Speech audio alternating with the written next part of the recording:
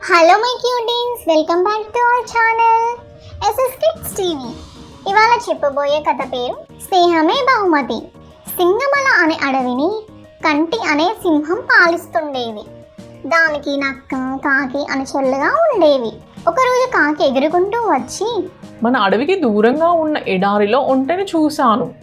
దాన్ని వేటాడగలిగితే మనకు వారం పాటు ఆహారానికి సమస్య రాదు అని చెప్పి సింహాన్ని నక్కని బయలుదేరదీసింది.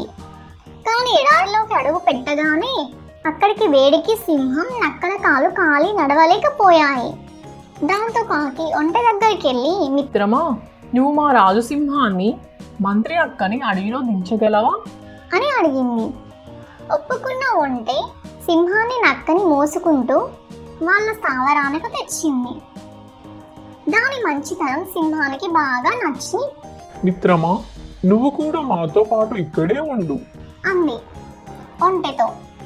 సింహం ఉన్న పలంగా తీసుకున్న ఈ నిర్ణయం నక్కకి కాకి బొత్తిగా నచ్చలేదు. అవి ఓ ఉపాయం పన్నాయి. మహారాజా, కాలు కాలడం వల్ల మీరు ఇప్పట్లో వేటాడలేరు. మీరు ఆకలితో ఉండటం మేము చూడలేము. కాబట్టి మమ్మల్ని తినండి. అది విన్న ఒంటె, వాళ్ళని వదిలేయి రాజా, నన్ను చంపితే మీ ముగ్గురికి వారం పాటు ఆహారం కాగలను అంటూ ముందుకొచ్చింది.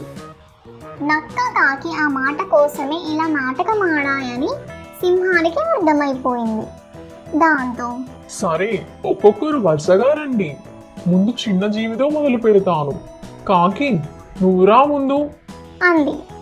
ఆ మాటకి కాకి తుర్రుమంటే నక్కేమో పరుగు లంఘించుకుంది.